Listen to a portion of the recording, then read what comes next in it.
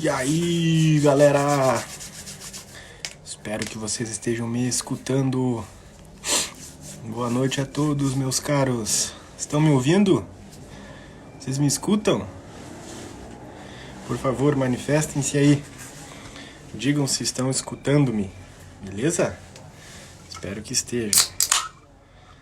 Beleza, beleza. Vamos esperar o Matheus entrar aí. Olha aí, o Matheus entrou. Então vamos hoje continuar nossas lives, certo? Desafio sobre Chesterton. Vou chamar o Matheus agora. E nós vamos falar sobre o coração da arte medieval, certo? Deixa eu só pedir uma coisinha aqui enquanto eu vou chamando o Matheus. Amor, tem um papelzinho em cima da mesa, um roteirinho. Vocês estão vendo? Eu esqueci lá em cima da mesinha do escritório. Vamos ver, o Matheus vai entrar aí. Beleza, meus caros? Obrigado. Opa, e aí? E aí, tchê? Só porque tu Beleza? vai falar com alguém que trabalha com cinema, tu fez um roteiro, é isso? Claro, cara. Ó, tá aqui, ó. Meus roteiros são sempre gigantescos, olha só. Mas antes Não, de é que eu vou falar com tu, um de cara tu sério. começar antes de tu começar esse roteiro aí, me diz uma coisa. Vai rolar aquele fuminho lá ou é só alarde? Ah, então peraí, pô, vamos preparar aqui o meu então, já que é sobre Chesterton, né, pessoal? Tem que ter um. Não, tá louco, cara. Uma vez combinado, sempre combinado. Isso é coisa de passo fundência. É isso aí. Se tu falou que ia fazer, eu acreditei. Eu vim pra rua, pra sacada aqui. Eu não fui lá pro quarto, porque ia feder as cobertas todas. Tem a visita aqui na sala aqui. E Aham. daí a galera... Nós estamos fazendo um assado de improviso aqui, cara. Pegamos uns restos de Quer carne dizer, que tinha. carne e cachimbo. Quer dizer, não tem como ser mais chestertoniano que isso. E tem uma cerveja também. Eu vou tomar uma cerveja. Eu gosto de chafurdar Bacana. tomando uma cerveja. Massa, massa. Legal, Mas, cara. tchê, Pô, valeu aí pelo convite. uma honra imensa aí. A gente se fala direto, né? Fala muito sobre vários assuntos e um deles, que na verdade vai ser uma entrevista-aula aí, porque eu entendo pouco de arte e de arte medieval principalmente, né? Eu entendo um pouco de Idade Média, mas a parte artística eu sou um analfabeto, né? Então vamos sugar ao máximo o conteúdo aí deste deste grande amigo que tem Lumine, tem minha biblioteca católica no currículo, tem Jardim das Aflições. Dispensa comentários aí. Grande Matheus. Seguinte, meu caro, tá me ouvindo bem aí? Alô? Alô? Alô? Vocês me escutam? Parece que o Matheus tá caindo aqui pra mim. Alô? Opa, cara, tá dando uma travada. Será que é pra mim? Será que é aqui ou é aí? Eu acho que é pra ti, cara, porque tu que travou, não fui eu, mas Sério, estranho. pra mim tava tudo travando aqui. Pera. Pois é. Deixa eu abrir um pouco aqui e ver se não é essa Bom, acho que agora sacanagem. voltou, né? Bom, voltou então. Então vou começar te perguntando para a gente falar Tá. assim de arte medieval, né? Desse um breve conceito para nós aí sobre o que é arte, né? Em geral, para a gente poder entrar na arte medieval e qual é a diferença então da arte desde seu surgimento para essa arte desse período da história. Uhum, uhum. É, bom, assim, para explicar o que é a arte, usar um conceito, explicar um conceito, eu precisaria remontar aí vários processos artísticos, né? Abordar ali a questão da história da arte durante um bom tempo.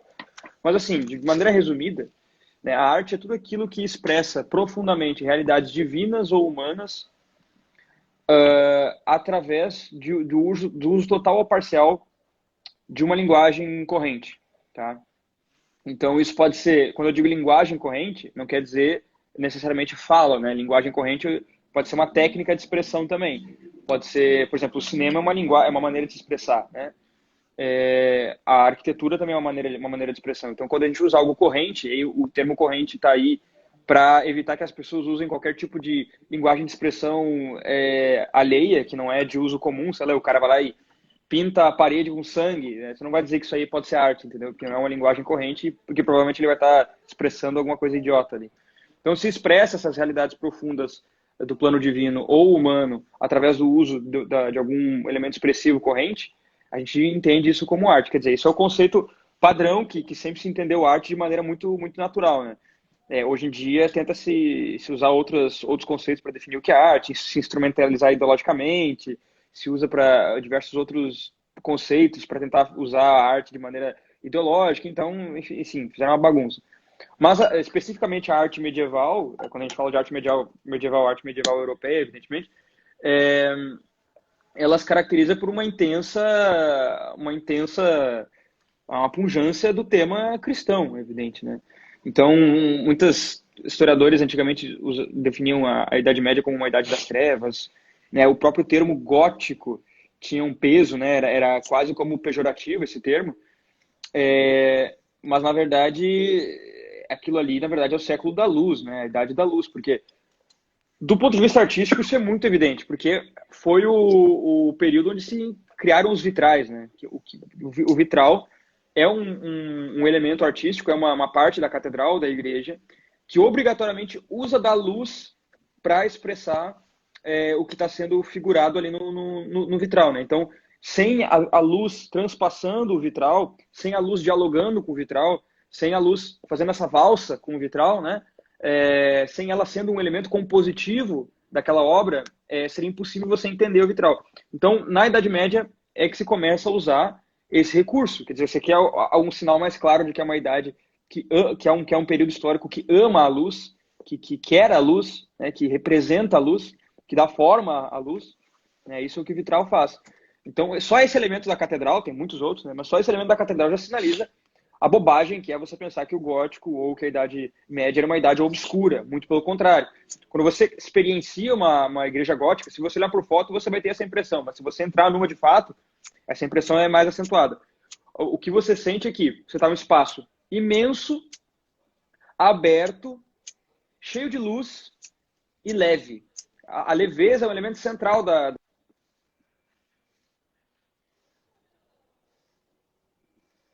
estilo românico. Quando você olha para um pilar gótico, você não sente que aquilo ali é pesado. Você sente que aquilo ali é leve, que aquilo vai se construindo e se afinando levemente para cima. Né? Então, tá completamente fora da experiência da arte medieval dizer que aquilo ali é obscuro. É uma coisa, uma informação muito, muito besta, muito idiota mesmo. É muito interessante porque o Chesterton, ele era um medievalista, né? Ele tinha um coração medieval, sempre uso esse termo assim. Ele nasceu na pós-modernidade ali, mas ele tinha um coração medieval. Essa é a melhor definição dele, né? E o tema que eu coloquei ali, né, era o coração da arte medieval. Ou seja, nós sabemos que a arte, né, o termo ficou popularizado aqui no Brasil, artes do belo, mas as artes em si, né, elas são o primeiro contato que a pessoa tem com o bom, o belo, o verdadeiro, né? Então, essas imagens, elas ficam numa pessoa e esse contato se dá. Hoje, para nós temos televisão, muitas coisas que permeiam a nossa imagem, mas no tempo do Chesterton, nós tínhamos o que os homens sempre tiveram, que era a literatura, né?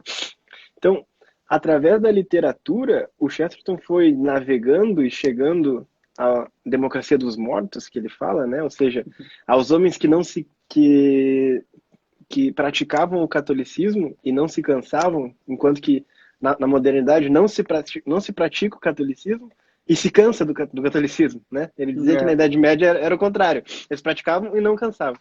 Que por isso que é uma religião sempre nova. Então, o Chesterton que fala de São Francisco, o Chesterton que fala de São Tomás, né? Esses dois grandes santos.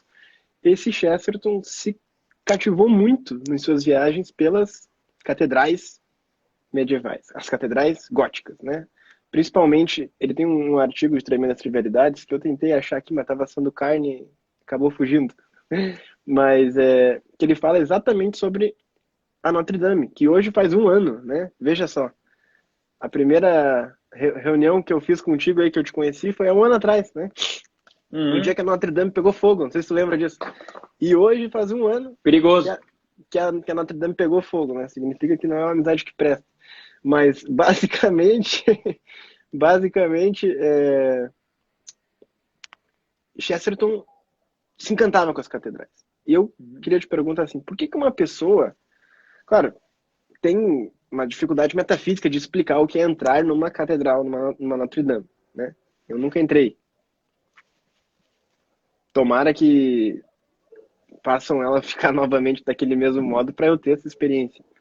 Mas, além dessa experiência metafísica que é intransmitível, o que que dá para a gente transmitir para uma pessoa que quer entrar numa catedral? E por que que uma catedral é esse coração da arte medieval? Gótica, né? Sim, bom, primeira informação pro pessoal aí que é interessante, essa semana passada, aliás, se fez a primeira celebração religiosa dentro da Notre Dame depois do acidente, né? Depois do acidente, não sei se foi acidente, mas depois do incêndio, né? Se fez uma adoração das relíquias da Santa Cruz e eles fizeram atrás do altar principal e foi bem bonito, assim, tem um vídeo na internet para ver e tal. Então, bom, cara, sobre traduzir a experiência do que é a arquitetura gótica, assim, é muito difícil. Eu vou dar uma aqui de Glória Maria, né? Lembra da Glória Maria do Fantástico? Quando ela ia nos lugares, ela dizia assim, olha, realmente não tem como descrever, só estando aqui mesmo. Um jornalista falar isso aí é uma sacanagem, né? O papel dele é transmitir aquela experiência para as pessoas. Mas eu vou ter que fazer um pouco isso, porque é realmente uma experiência muito, muito única, né? Quer dizer, são os maiores prédios arquitetônicos em termos de dimensão da cristandade. Nenhuma construção foi tão grande quanto a arquitetura gótica, né? Então, isso já é um sinal de uma coisa muito, muito importante, que já responde à importância das catedrais para o coração medieval. Existe uma ideia nas artes que é a seguinte: se você olha para uma civilização, para cidades daquela civilização, e você identifica quais são os prédios, os elementos arquitetônicos mais altos, vai sinalizar aquilo pelo qual aquela sociedade vive, né? Indica um pouco do conjunto de valores sobre o qual aquela sociedade está permeada. Quando você olha, por exemplo, o Nova York, por exemplo, são os prédios comerciais, né, as corporações, etc., né, os grande arranha-céu ali e tal. Você vai em Dubai, tem lá os grandes prédios também, frutos do petróleo e tal, da especulação do petróleo e tudo mais. Os grandes prédios da Idade Média, né, e da Europa como um todo eram as catedrais, não havia nada maior do que aquilo. Até hoje, quando você vai para a Europa não é um lugar de grandes construções de prédio, né, a maior parte das cidades, pelo menos algumas tem nas periferias. Os centros são muito históricos, então os prédios modernos vão para as periferias.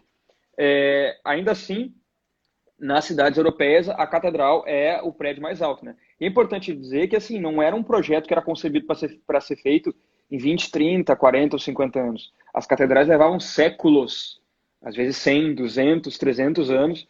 Muitas vezes as fachadas mudavam, né? Mudavam algumas concepções. E você olha, mesmo tendo passado 100, 200 anos, você olha para aquele prédio, mesmo o projeto inicial não tendo sido executado como foi concebido, você sente que você não tem essa percepção, você sente que o prédio tem unidade, é como se aquilo ali fosse daquele jeito mesmo, você não sente nenhum tipo de ruído pelo fato de ter passado o tempo e o projeto ter mudado. Por quê? Porque o espírito das pessoas que faziam as catedrais era o mesmo, havia uma unidade espiritual, uma unidade inclusive afetiva, né? As pessoas amavam as mesmas coisas. E é isso que permitiu que as catedrais fossem construídas ao longo de um período tão grande, sem uma desestruturação da sua unidade, da sua beleza. Se você olhar ilustrações do período da Idade Média sobre como foram feitas as catedrais, é muito curioso, porque quando você olha as cidades, os vilarejos, eram vilarejos, na verdade, muito pobres, não eram grandes cidades. As igrejas se construíam sob vilarejos muito pequenos, muito simples. Ou seja, era aquele povo simples, era muito mais simples do que é hoje, era aquele povo que construía aqueles imensos edifícios. Não tem como você justificar a construção desses prédios se não for por uma força vital e espiritual dessas pessoas. Só um adendo aí para tu continuar. O homem moderno não consegue compreender que uma sociedade se organize para erguer uma igreja de forma cooperativa, ou seja, às vezes a igreja não tinha dinheiro suficiente, né? E as pessoas doavam pedras, doavam tudo, assim, né? Era um negócio cooperativo desde a arte desde as catedrais romanas lá. A própria Uhum. Basílica de Latrão, que tu deve ter ido lá, foi isso. Ou seja, ela demorou séculos porque o povo foi dando, porque a igreja não tinha nada.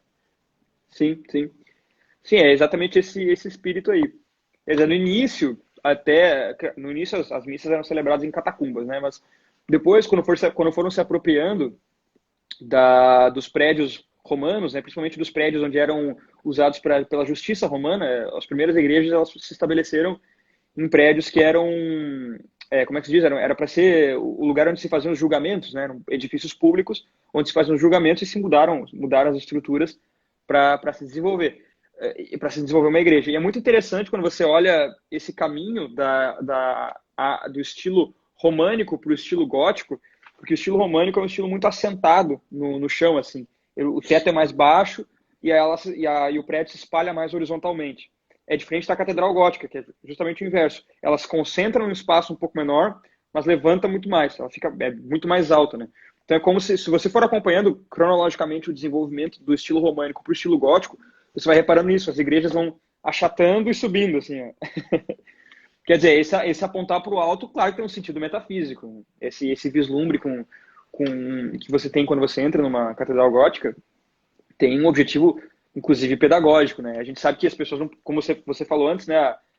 O Chesterton ele usava da literatura como elemento pedagógico. Bom, na Idade Média, a maior parte das pessoas não sabia ler, né? Não por uma tirania da Igreja Católica, evidentemente, mas as pessoas não sabiam ler naquela época e antes também não, então não é algo anacrônico, não é algo próprio da Idade Média, é algo próprio da humanidade até então.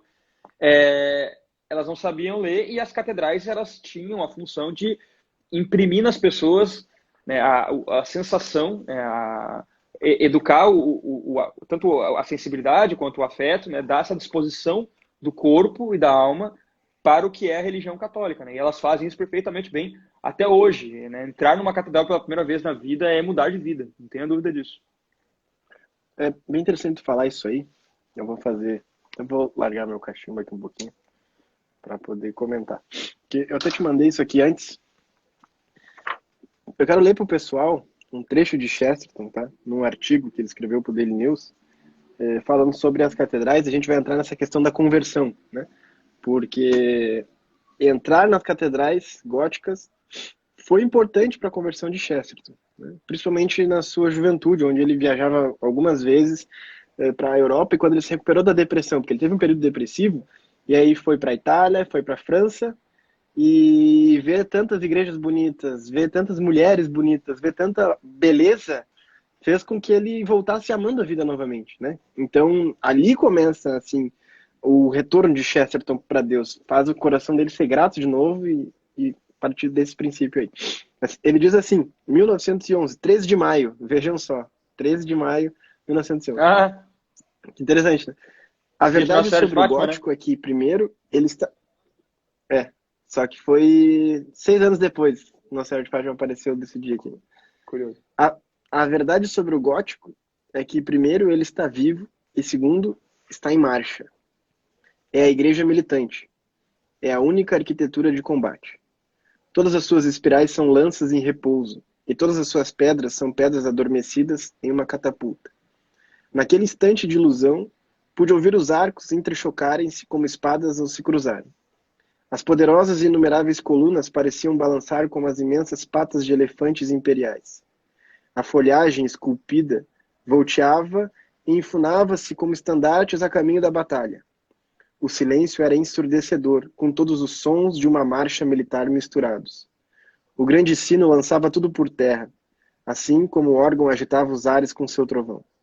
As gárgulas de gargantas sedentas gritavam como trombetas de todos os tetos e pináculos por que passavam. E no púlpito, no centro da catedral, a águia do tremendo evangelista batia suas asas de metal. Então, isso aqui não é um artigo, isso aqui quase um poema, né? É um negócio Ele estupendo. tem um pouco, ele tem um pouco esse estilo, né? O Chesterton não consegue escrever feio, né? Ele não tem essa capacidade. Não. Ele, É sempre ele era muito. tipo... Fala. Vai lá. Não, ele tem Era uma. tipo o Ronaldinho Gaúcho jogando bola, entendeu? Ele não conseguia dar um tapa simples na bola, entende? Tinha que ser um negócio... Perfeito. Não, e isso tem muito a ver com o gótico, inclusive, com a arquitetura gótica. Quer dizer, a forma como o Chesterton escreve no detalhe é tão bonita quanto a forma como ele estrutura como um todo o pensamento ou o livro dele. Ou seja, a parte e o todo estão em harmonia. E isso é próprio da arquitetura gótica, né? Isso é uma das características que o Pavel Florensky aponta da arte gótica, né? A harmonia entre parte e todo. Pavel Florensky tem uma teoria que é muito interessante, eu sempre cito ela quando falo sobre a arte medieval. Ele tem um livro chamado Filosofia Escolástica e Arquitetura Gótica. Ele tem uma teoria muito interessante que é a seguinte, escuta só que é interessante. Ele dizia que havia uma relação entre a forma como a filosofia medieval, a filosofia escolástica era comunicada, né, através das disputatio, através das discussões medievais, né, da filosofia escolástica. Ele dizia que havia uma relação entre aquilo e os prédios, né, as catedrais góticas. Então ele explica nesse livro, e essa relação existe de fato. Então ele mostra, por exemplo, as discussões aconteciam vindo das premissas maiores, indo para as premissas menores. Ele vai mostrando como isso está representado, por exemplo, na expansão dos arcos medievais. Então, os arcos da arquitetura gótica eles são grandes e depois alguns menores se constroem em cima e depois outros menores, né? Então, ele vai indo do todo para as partes sem perder a harmonia, exatamente como uma discussão escolástica. E ele faz diversas outras relações ali que são muito interessantes. Agora, Panofsky mostra essas relações de fato existem. Mas tem algo muito interessante que foi um erro dele, na verdade. Ele dizia que o pensamento escolástico permitiu que houvesse a arquitetura gótica e as catedrais góticas. Mas, na verdade, as catedrais surgiram antes da filosofia medieval. Então, provavelmente, aliás, certamente, o que aconteceu foi que, nesse vislumbre estético, nessa experiência com a estética da arquitetura gótica, é que se permitiu o homem pensar através da filosofia escolástica, né? Foi a arte que permitiu o surgimento dessa filosofia. Esse processo de ser um instrumento primordial para isso se repete, inclusive, na história da igreja, né?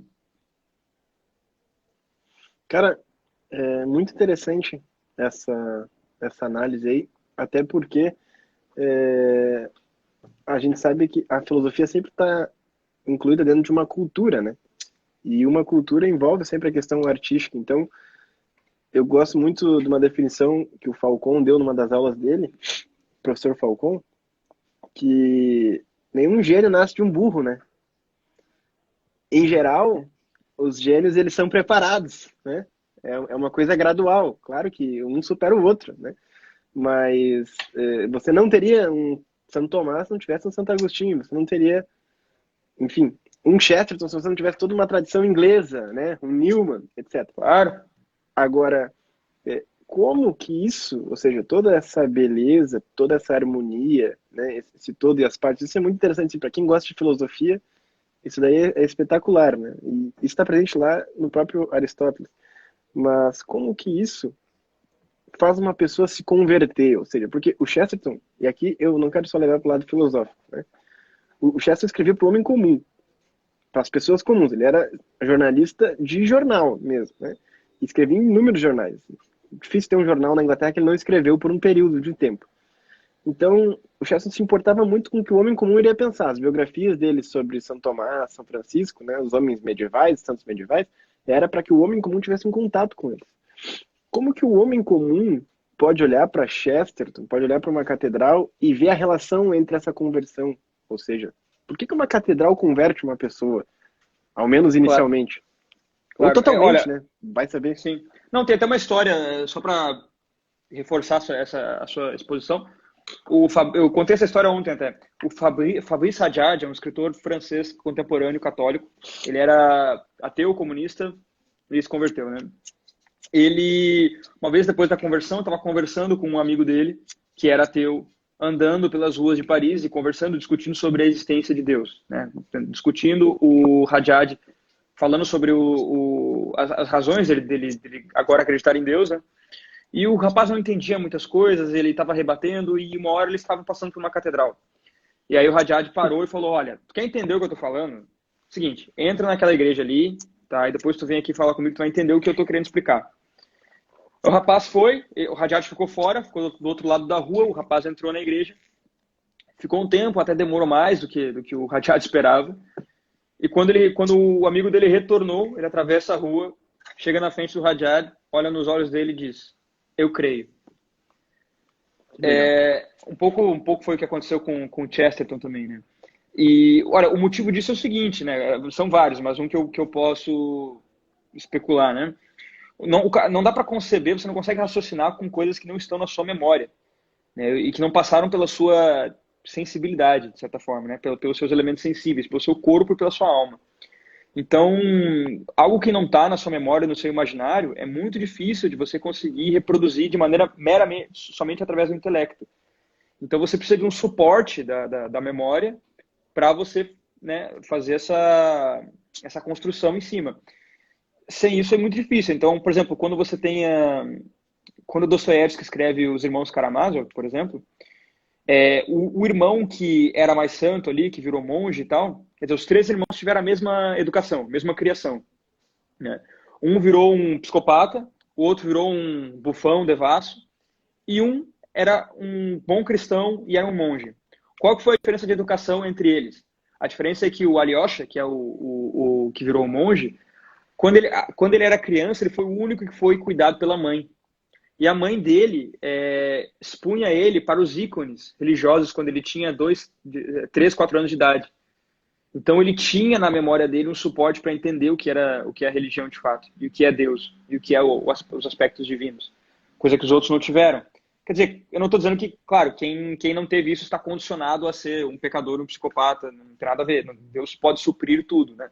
Mas de maneira geral, isso pode acontecer. Então, o papel da arte, de maneira geral, e especialmente da igreja gótica, das catedrais góticas, é dar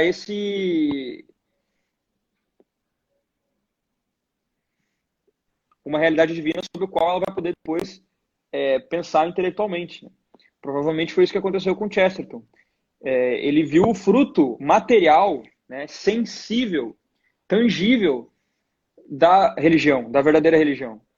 Quando ele sentiu isso, olha, essa religião leva a isso, esse é o resultado final material, né? Ele fala, você me mandou um trecho esses dias, onde ele fala sobre como entre as expressões artísticas, a arquitetura é que mais se aproxima do dogma, porque é aquilo que mais dura e é mais inconveniente, né? O prédio, ele não, diferente de um quadro, ou de um poema, ou de uma música, o prédio está ali o tempo inteiro, entendeu? Não adianta, você vai ter que olhar para ele é muito inconveniente, de certa forma. Então, a força que isso tem para a religião é incomensurável, né? Por isso que a destruição arquitetônica da igreja é talvez a maior tragédia que aconteceu na nossa civilização, né? E em muitos lugares, né, enquanto que a igreja morre e vão sendo comprados as igrejas, né, vão demolindo, vão construindo prédios, etc., você percebe que não está só morrendo uma igreja física, né? Tá morrendo uma alma de uma nação ali. Tá morrendo uma Europa ali, né? Talvez. Pode ser, mas...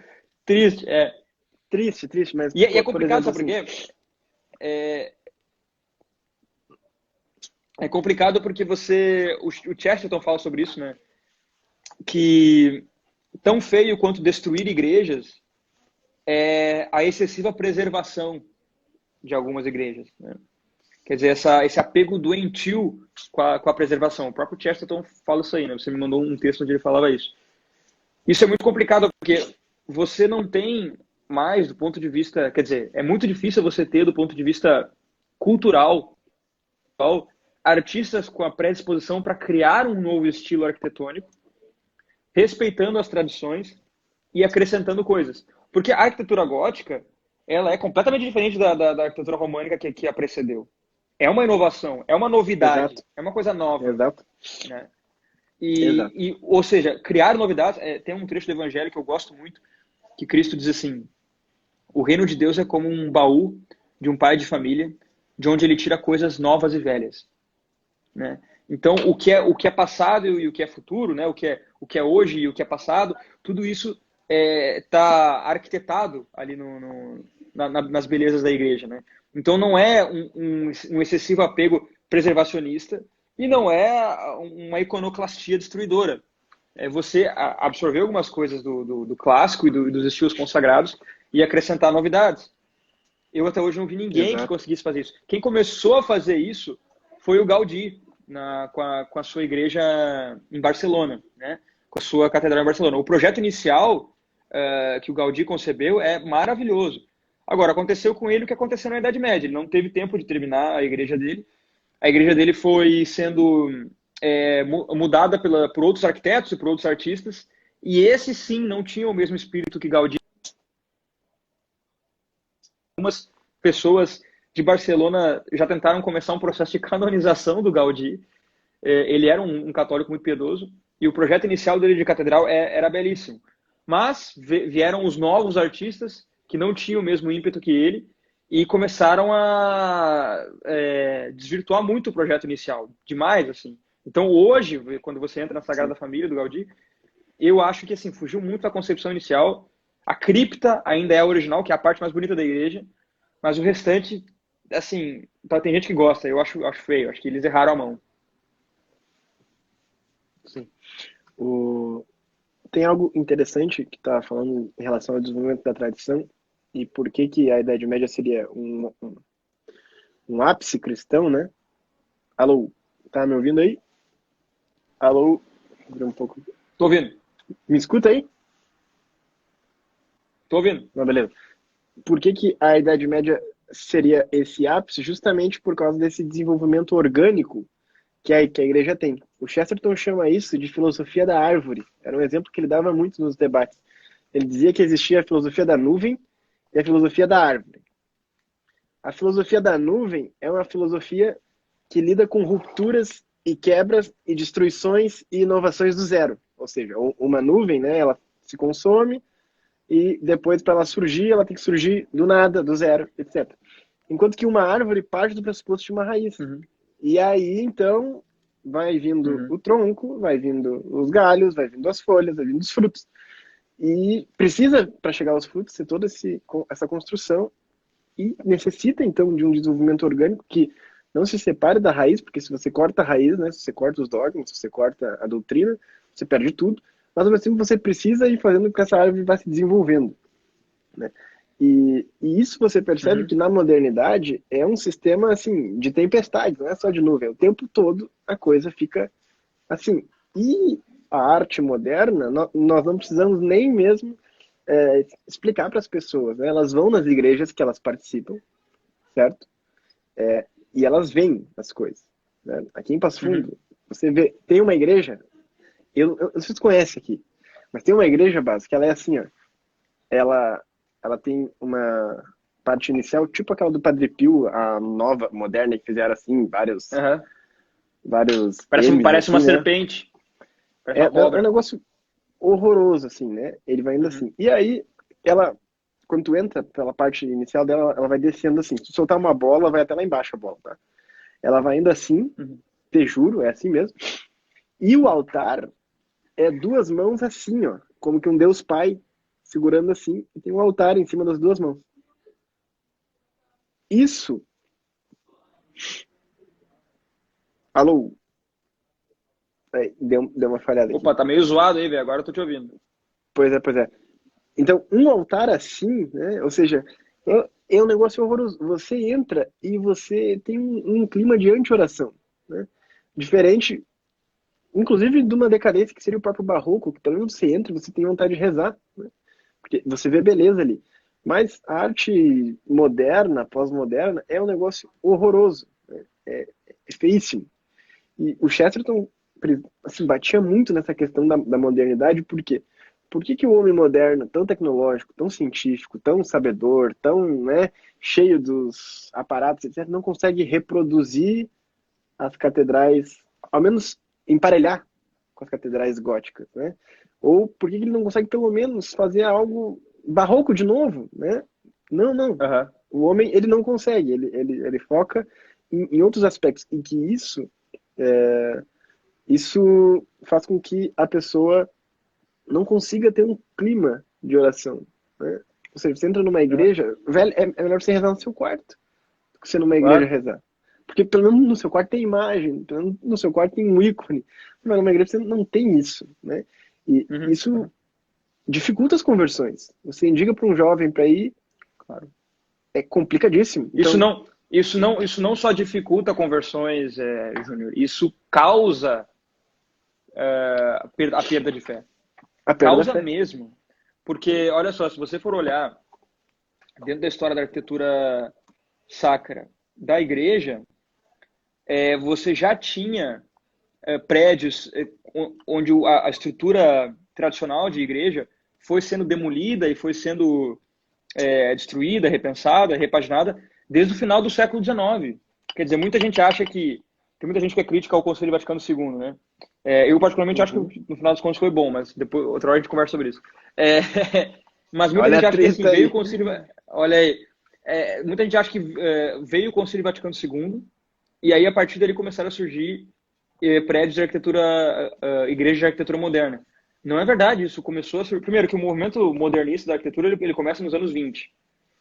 E, além disso, desde o final do século XIX já havia igrejas, prédios de igreja grandes e famosos que estavam sendo concebidos ignorando as estruturas tradicionais é, de concepção de igreja. E agora, como você não vai ligar uma coisa com a outra, né? A perda de fé com as pessoas, com a primeira. Quando a gente fala de final do século XIX, a gente está falando assim de uma igreja onde teoricamente a intelectualidade ainda estava muito bem ativa, né? Você teve ali na primeira metade do século XX um grande boom da literatura católica, da cultura católica, né? O Chesterton é um dos pilares disso. E aí você tinha nesse meio já uma desestabilização da arquitetura cristã.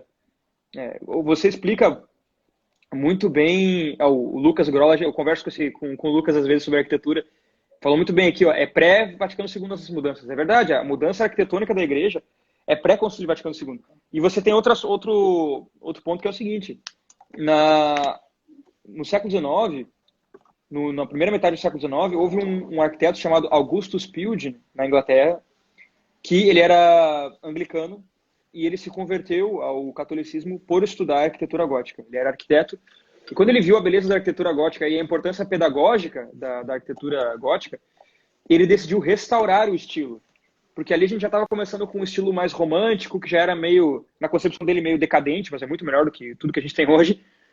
E ele sentiu que, não, olha, eu preciso restaurar o estilo gótico, porque as realidades da fé estão muito bem expressadas aqui.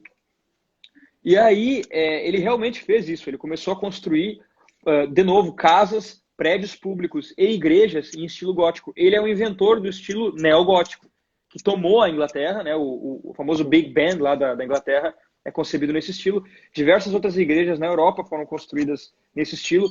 Nos Estados Unidos, esse é um dos principais estilos de construção de igrejas maiores, basílicas, é o estilo neogótico.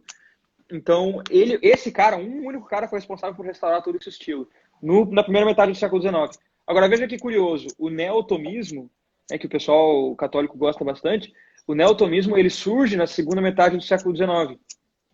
Ou seja, primeiro houve o desenvolvimento de um estilo neogótico e depois houve uma retomada intelectual do pensamento tomista medieval.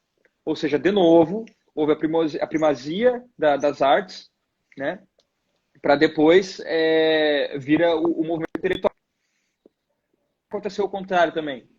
Se aconteceu na Idade Média, se aconteceu no século XIX de novo, por que a gente não pode pensar que com a destruição dos prédios arquitetônicos não houve também a debandada da fé que aconteceu depois?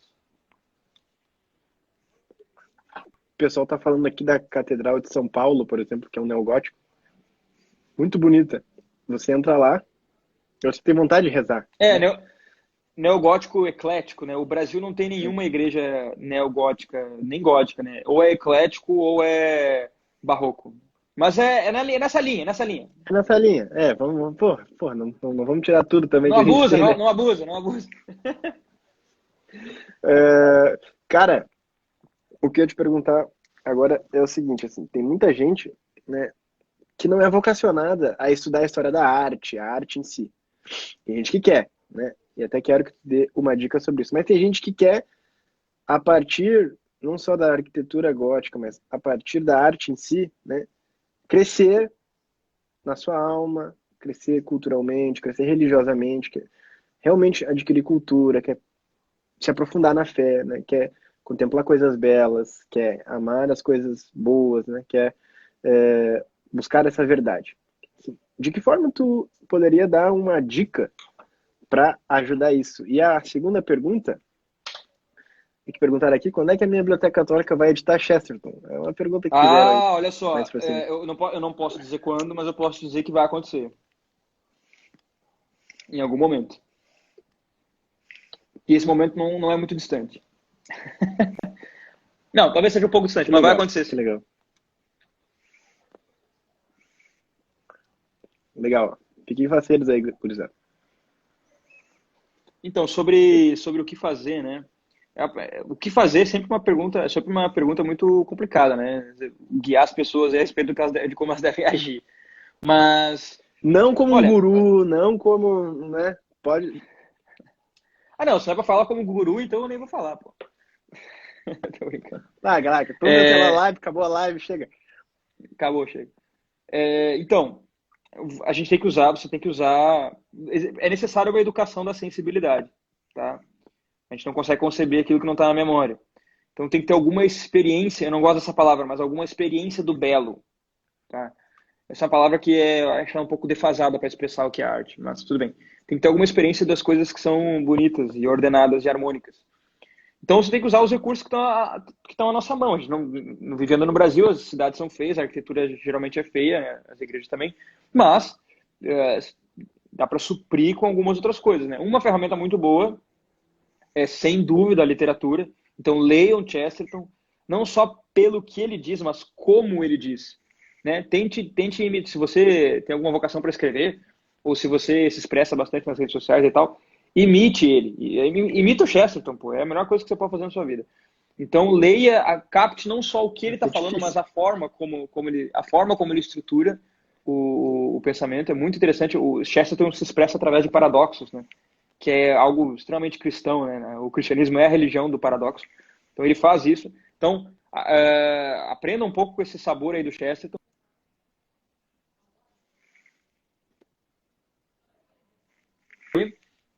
É o cinema, né? O cinema é uma ferramenta muito importante.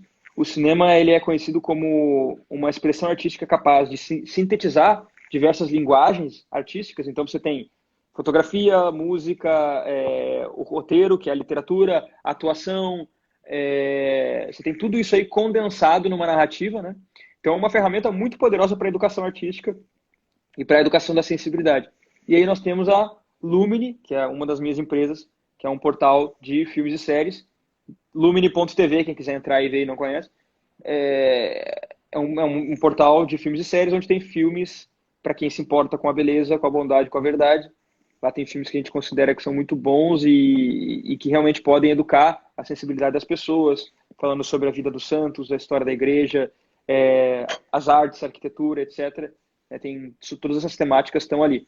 Então, se utilizar das artes para a reeducação, a educação da sensibilidade, é fundamental. Então, a literatura e o cinema são dois instrumentos maravilhosos. Agora, dá para usar outros, né? A música, qualquer outro tipo de expressão artística, a própria pintura. A pintura é um pouco mais difícil, porque você tem que ficar olhando figurinha no computador que não expressa tão bem o que é a realidade dos quadros. Mas ajuda, né? A iconografia cristã é fundamental, né? Bota um iconezinho em casa aí, né? Então, preencher o seu lar também com essas coisas. Se rodear de beleza. Pô. O mundo lá fora tá feio, você tem que rodear o seu castelo interior, né? O seu mosteiro interior com referências, com filmes, com livros, etc. E a sua própria casa também com objetos de devoção, com coisas bonitas, né? Então, cara, tá na mão de cada um, entendeu? Reconstruir isso daí. Coloca o link aqui. Deixa eu botar. Botei. Não, inclusive, se o pessoal quiser saber mais sobre esse assunto, eu vi 2 lives tu aí. Uma foi uma super live lá que o Dr. Ítalo fez lá, que tu participou junto com o Flávio e tal, que foi divertidíssima. Na Uhum. Quinta-feira Santa, que vocês falaram bastante sobre isso. E o Roberto Malê tava lá, né, cara? Eu até pensei assim, caramba, eu não vou convidar o Malê pro desafio, porque eu não sou digno de falar com o Malê. Então, vou convidar o Pô, Bas, cara. né? Convida. Que, Eu sou o estagiário. uhum. Assim, o Baso é a filosofia da arte e o Malê é a teologia, entendeu? Então é Exatamente. mais ou menos Exatamente. assim. Mas é tipo isso, né? O Baso é a secretária da arte brasileira e o Malê é a arte brasileira, quase, digamos assim. Mas tirando as brincadeiras, eu vi também a live que tu fez com o Ítalo Marcelo, acho que tu botou no teu IGTV, né?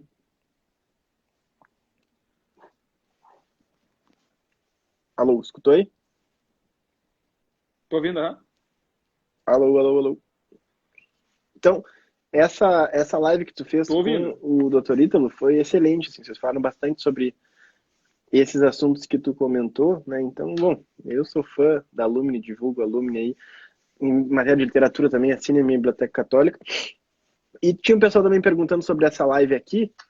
Essa live vai ficar salva só 24 horas e depois só para quem adquirir o aulão lá, tá? Que tá R$12,90 esse aulão sobre a conversão de Chesterton. Então, para quem caiu de paraquedas, está sendo várias lives, desafio, preparando para a gente entender bem a conversão de Chesterton, entender bem os princípios filosóficos, teológicos, artísticos, culturais, históricos, né? Tudo isso nós vamos abordar nesse aulão e essas lives estão sendo essa preparação.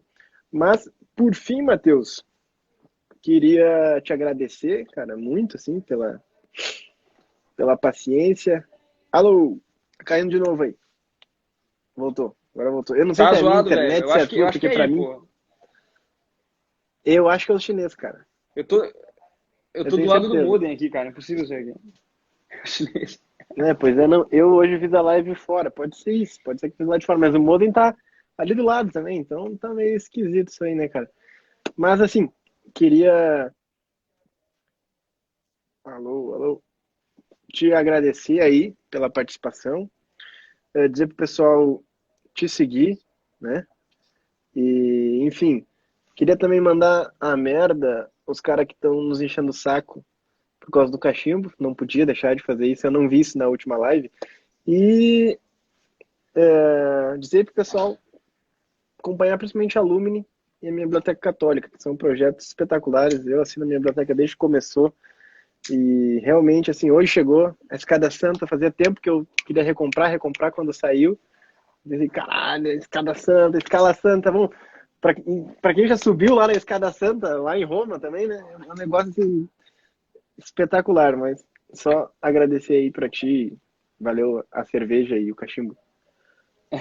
Cara, obrigado. O trabalho que vocês estão fazendo aí na Chesterton Brasil é fundamental. Quem está chegando aqui pela live por minha causa, que viu pelo meu perfil, sigam o pessoal aí. É fundamental. Conheçam a obra de Chesterton, é um escritor. Até para quem, se você não é cristão, se você não é católico, se você não é cristão, você tem que ler. É muito importante o trabalho de Chesterton. É maravilhoso, é lindo, entendeu? Você vai chorar lendo. E chorar porque é bom, não porque é ruim. E vai rir também. E vai rir pra caramba. Um ser humano espetacular. Então façam isso, vai fazer bem pra vocês. O que eu ia te perguntar? Sempre me perguntam por onde começar a ler Chesterton. Eu sei que tu não leu tantas obras dele assim, mas algumas tu já deu umas folhadas aí. O que tu indicaria para quem quer começar a ler Chesterton? A pergunta que mais me fazem.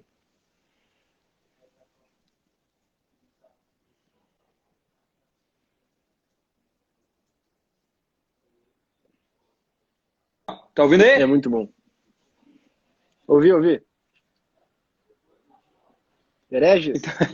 eu gosto do Hereges porque ele faz o seguinte, ele refuta diversos pensadores, mas ao refutar os pensadores, ele refuta correntes de pensamento da modernidade. Então, um monte de besteira que a gente acredita, que está encucado na nossa cabeça, que a gente não sabe nem de onde é que veio, ele já está ali, ele expõe isso e ainda refuta e dá uma resposta magistral, né, mostrando ainda a grandiosidade do cristianismo. Eu acho que é um bom livro para começar. Tchê, depois eu vou te mandar lá o meu curso sobre hereges para tu dar uma olhada quando tu tiver um tempo. Sei que tu nunca tem, mas vale a pena. Só sobre o hereges, tá? Mas aqui quem quiser começar, ó, fala muito sobre catedrais aqui. Tremendas trivialidades. Uma bela indicação para vocês começarem. Chesterton vira e mexe está falando das catedrais góticas. Enfim, mais uma vez aí, muito obrigado, Matheus. Obrigado por quem nos acompanhou. Hoje não deu tempo de ler pergunta. A internet está falhando muito, né? Hoje está meio bugado aqui, mas agradeço a todos que estiveram junto conosco aí. Enfim, vamos nos falando. Acompanhe o Matheus, acompanhe a página. Quem quiser me seguir lá, também meu perfil Junior Volcan. E a gente se vê amanhã. Ontem foi com o Vitor Salles, hoje com o Baza. Amanhã vamos fazer com o Fábio Salgado. Fábio Salgado de Carvalho. Sobre por que sou católico. Certo?